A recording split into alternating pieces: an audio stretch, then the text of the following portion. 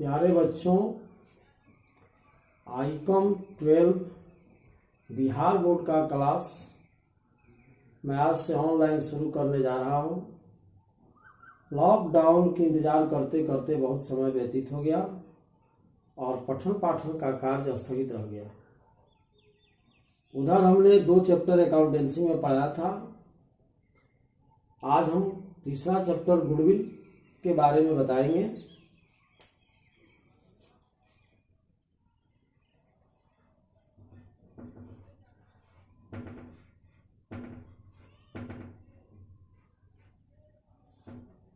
देखिए, goodwill partnership के अंतर्गत या किसी भी बिजनेस के अंतर्गत बहुत महत्वपूर्ण चीज है, बहुत इंपॉर्टेंट चीज है। नाम में तो छोटा है, लेकिन अगर इस पर फोकस किया जाए तो कम नहीं होगा।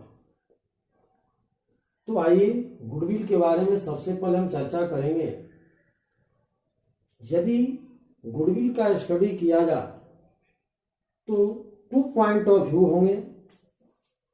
पहला,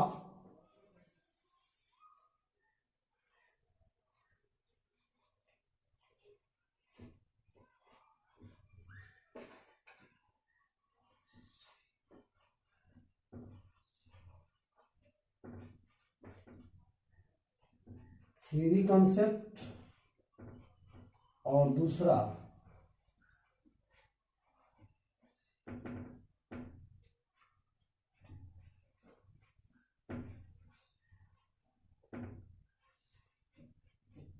प्रैक्टिकल कॉन्सेप्ट।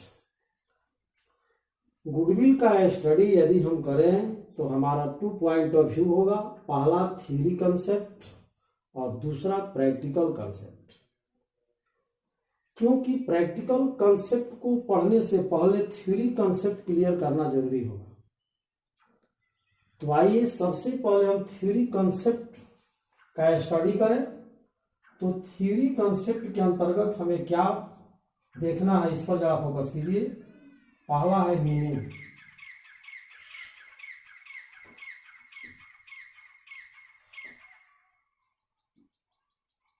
दूसरा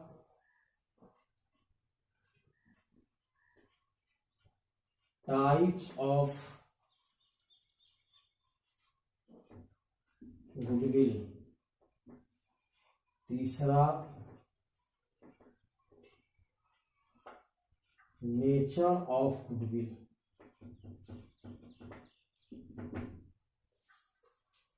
मेरे प्यारे बच्चों, थ्योरी कॉन्सेप्ट के अंतर्गत सबसे पहले हम आपको फोकस करेंगे कि गुडविल क्या होता है। What is goodwill? गुडविल क्या है? तो आइए गुडविल के बारे में हम स्टडी करें।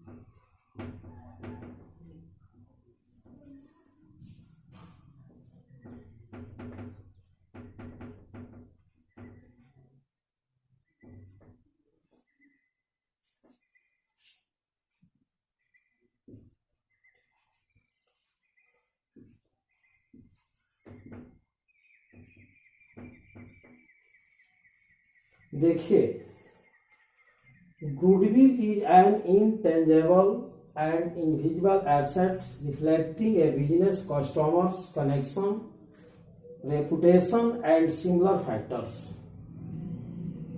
ख्याति एक अमूर्त और अदृश्य संपत्ति है जो व्यवसाय के ग्राहक संपर्क, संबंध, प्रतिष्ठा एवं इसी प्रकार के अन्य घटकों से प्रतिबिंबित होता है। ख्याति इनटेंजेबल एसेट्स है, इनविजिबल एसेट्स है, यानी अमूर्त और अदृश्य संपत्ति है। जैसे ख्याति को हम न देख सकते हैं, न इसको स्पर्श कर सकते हैं, बल्कि फील किया जा सकता है, महसूस किया जा सकता है। कैसे? तो आप देखते हैं कि व्यवसाय के क्षेत्रों में जब कोई व्यक्ति नया नया बिजनेस स्टार्ट करता है तो नया नया बिजनेसमैन को बहुत सी समस्याओं का सामना करना पड़ता है, क्योंकि वह उसके बारे में अनून होता है, कुछ जानता नहीं है। तो जब कोई नया व्यवसायी बिजनेस स्टार्ट करता है तो बिजनेस स्टार्ट करते समय उसे कई प्रकार की समस्याओं का सामना करना पड़ता है। जैसे सबसे पहले जब बिजनेस का स्टार्टिंग करता है तो प्लेस का चुनाव करता है, स्थान का सिलेक्शन करता है। तो एक नए दुकानदार को जब नया बिजनेस स्टार्ट करता है, चाहे वो जनरल स्टोर हो या किराना का दुकान हो या मिठाई का दुकान हो या अन्य किसी तरह का दुकान हो, चाहे वो जिस वस्तु में व्यवसाय शुरू करता हो, तो व्यवसाय शुरू करते समय सबसे पहला उसका भूमिका होना चाहिए कि समय की पाबंदी करे, दुकान समय से खोले और ठीक समय से बंद करे।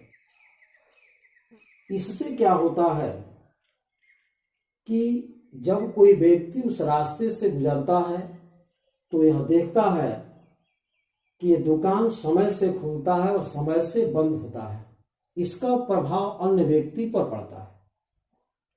दूसरी बात कि जिस वस्तु में वो व्यवसाय करता है, चाहे मिठाई का हो, चाहे किराना का सामान हो, चाहे जनरल स्टोर हो, जिस वस्तु में वो व्यवसाय करता है वह वस्तु शुद्ध होना चाहिए, ओरिजिनल वस्तु होना चाहिए।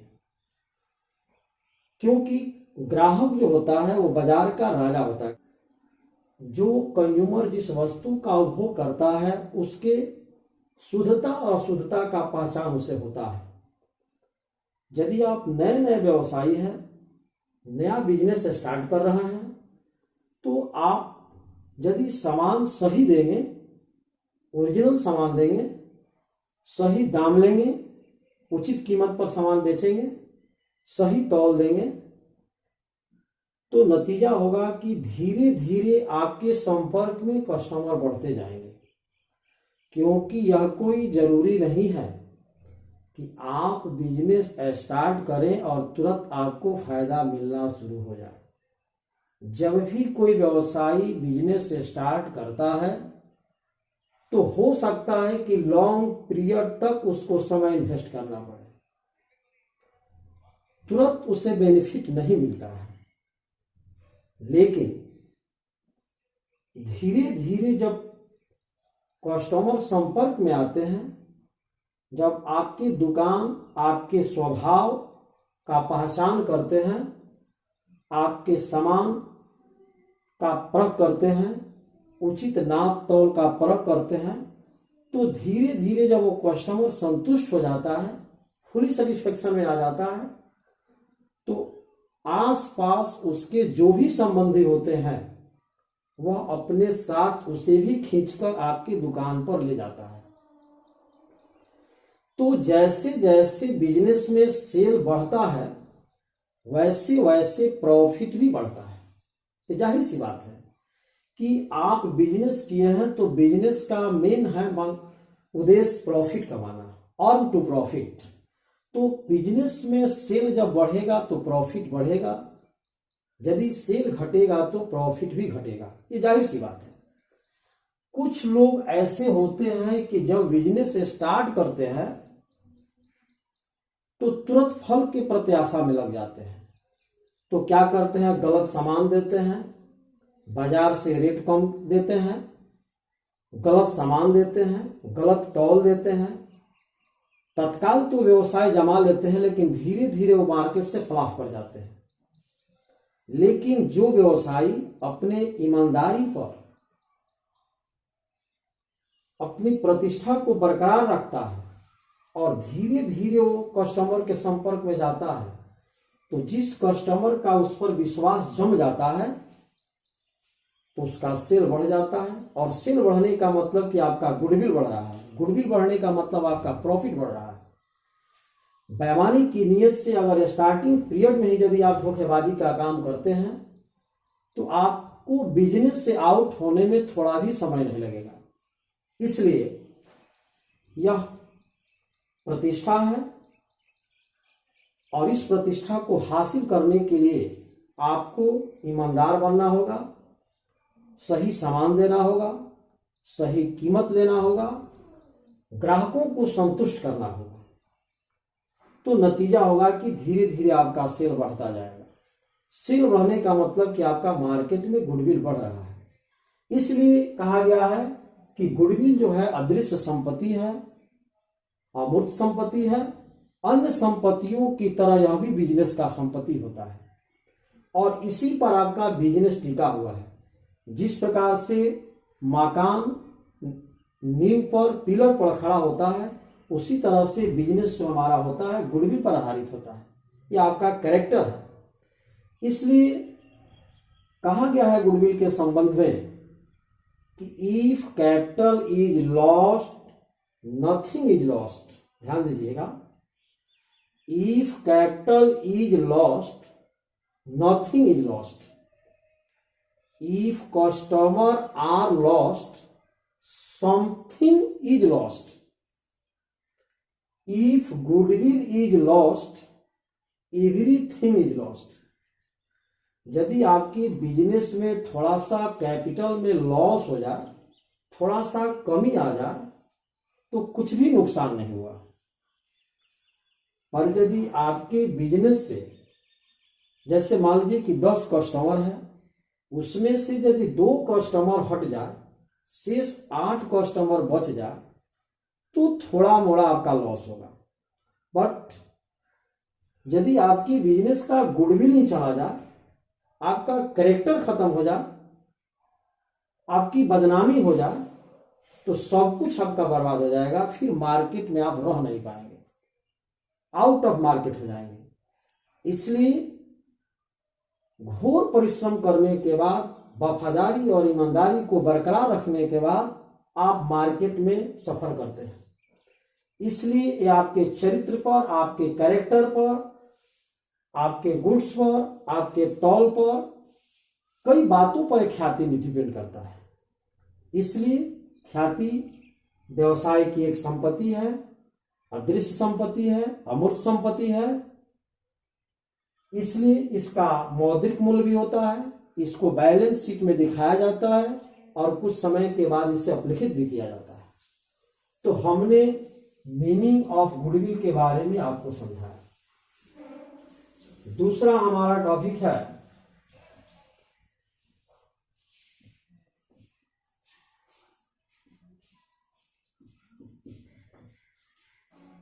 Types of goodwill. ख्याति के प्रकार भी होते हैं। जैसे there are 2 type of goodwill. पहला होता है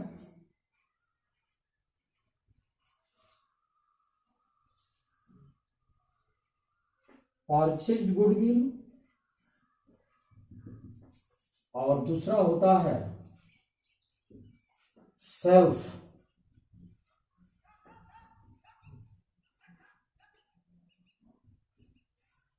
जनरेटेड गुडविल।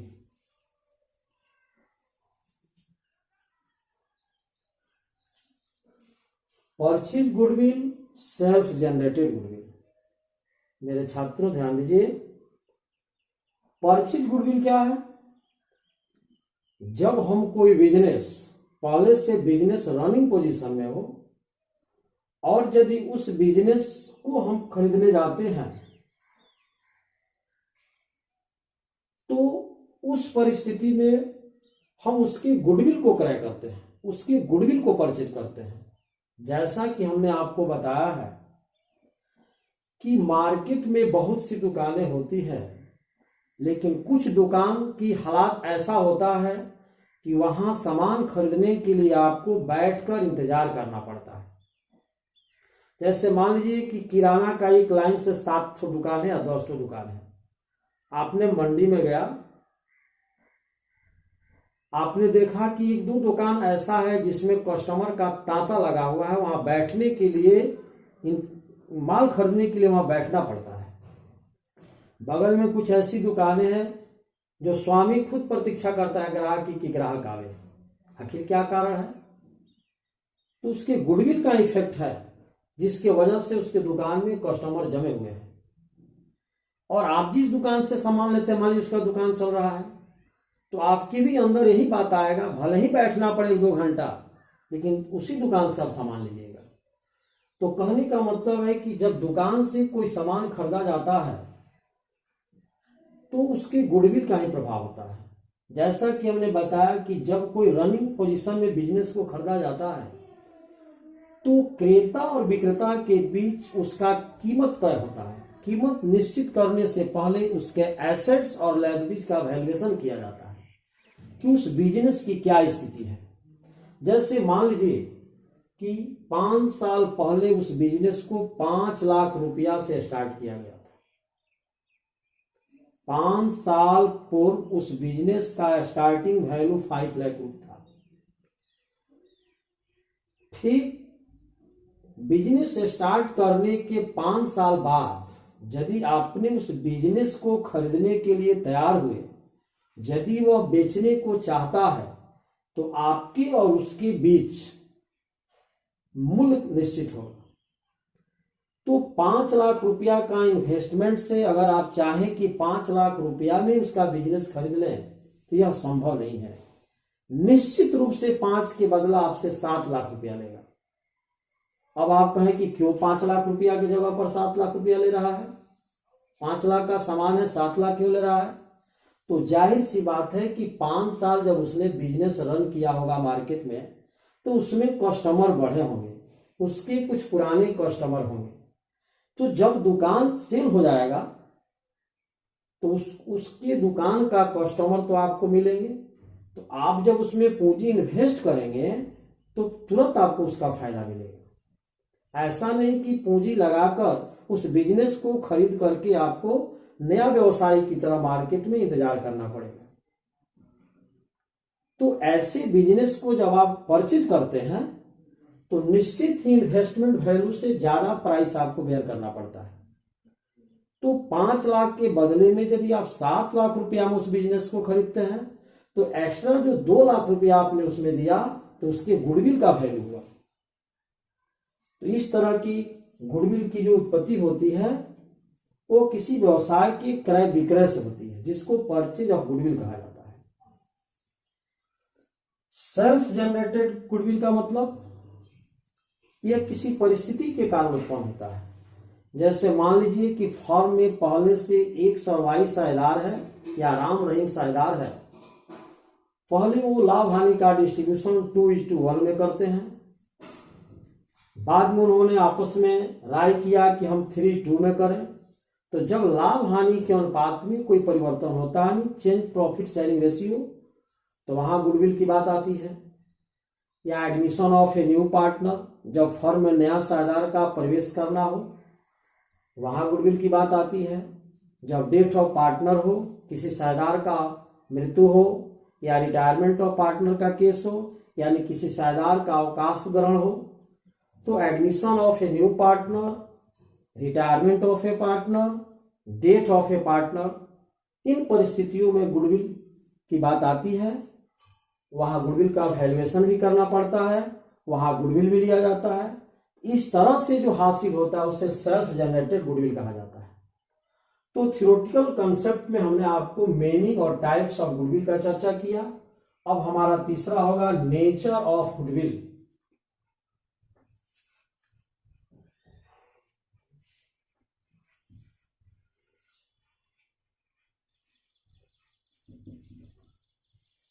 मेरे प्यारे बच्चों, इस कॉन्सेप्ट पर ध्यान दीजिए। कितना अच्छा विद्वानों ने फोकस किया है नेचर ऑफ गुडविल, यानी ख्याति का स्वभाव। जैसे आप यदि 10 आदमी हो तो 10 आदमी के अगर नेचर का स्टडी किया जाए तो 10 आदमी के स्वभाव में कहीं ना कहीं जरूर अंतर आएगा। जाहिर सी बात है कि हर आदमी का कैरेक्टर अलग अलग होता है, कुछ कैरेक्टर मिलता है तो कुछ में डिफरेंसेस होते हैं। तो उसी को नेचर ऑफ गुडविल कहते हैं। नेचर ऑफ गुडविल के अंतर्गत बताया गया है कि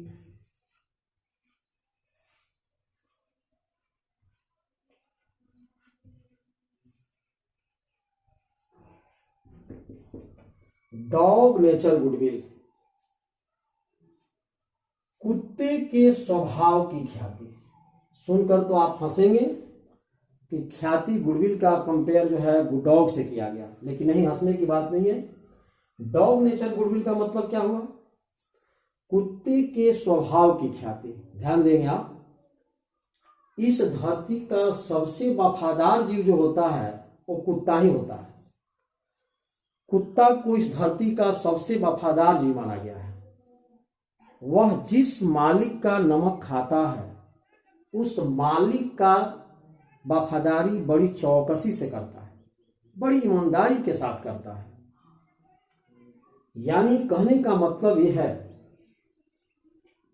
कि कुत्ता जो होता है वह स्वामी का भक्त होता है। जो मालिक उसे पालता है, पोसता है, जो उसे खिलाता है, उस मालिक के प्रति वो वफादार होता है। उसका मालिक जहां जहां जाता है तहां तहां कुत्ता दौड़ कर जाता है। यानी इस कथन का आशय यह है कि दुकान में जो कस्टमर होते हैं उसमें से कुछ कस्टमर ऐसे होते हैं जो उस दुकान के ऑनर से रिलेशन होता है, न कि उस दुकान से होता है। यानी उस दुकान में यदि उसका स्वामी रहेगा तो वह सामान खरीदेगा, बट यदि उसका स्वामी वहां से हटकर दूसरे जगह दुकान करेगा तो वह कस्टमर दौड़ करके उसी दुकान में जाएगा जहां उसका स्वामी गया है। यानी स्वामी के आने जाने के साथ कुत्ता भी आता जाता रहता है। ये स्वाभाविक बात है कि आप जिसके पास जाते हैं सामान खरीदने के लिए, उसका जो ऑनर है उससे आपका परिचय अच्छा है तो आपका ध्यान पर उस मालिक पर ही जाएगा कि उस दुकान पर वो है कि नहीं है। यदि वो है तो सामान लेने में आपको कोई हिचक नहीं है, यदि वह नहीं है तो आप जाहिर सी बात है कि सामान नहीं भी ले सकते हैं, पूछ कर चले जाएंगे। लेकिन अगर ये बात मालूम हो जाए कि वो दुकान दूसरी जगह खोला हुआ है तो आप वहां जाकर लीजिएगा। तो ऐसे स्वभाव, ये जो ग्राहक के स्वभाव होते हैं उस स्वभाव को कहते हैं डॉग नेचर गुडविल। और ऐसी ख्याति का वैल्यू बिजनेस में कम होता है। दूसरा जो हमारा है कैट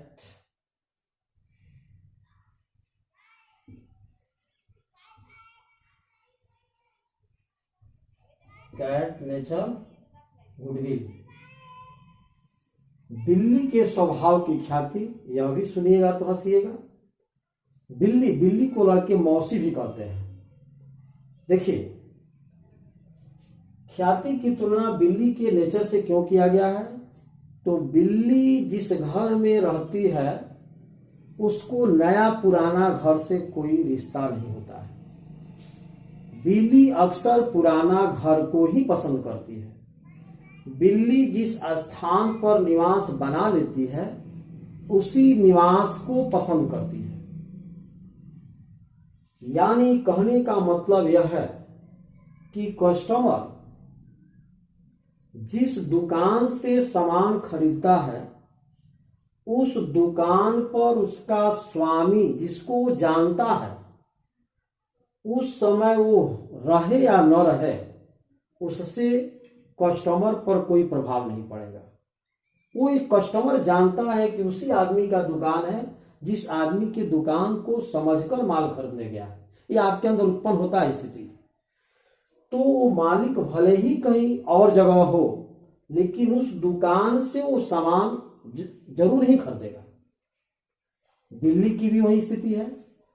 बिल्ली जिस पुराने घर में रहती है उसी पुराने घर में ही रहना पसंद करती है। तो कस्टमर कुछ ऐसे होते हैं कि उसका संबंध मालिक से नहीं होता है बल्कि दुकान से होता है। और डॉग नेचर में क्या है कि कुछ कस्टमर ऐसे होते हैं कि उनका संबंध मालिक से होता है, दुकान से नहीं होता। इसीलिए मालिक जहां जहां जाता है तहां तहां कस्टमर चला जाता है। लेकिन जो बिल्ली के स्वभाव के कस्टमर होते हैं, वो मालिक हो या न हो, दुकान से उसका रिलेशन होता है। वह उसी दुकान से सामान खरीदेगा, पुराना ही दुकान को पसंद करेगा।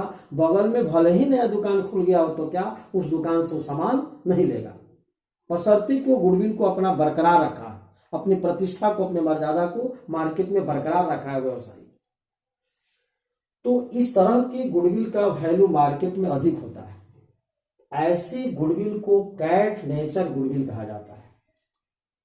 इसी तरह से तीसरा है रैट नेचर गुडविल, चूहे के स्वभाव की ख्याति। यह भी हंसने वाला प्रसंग है।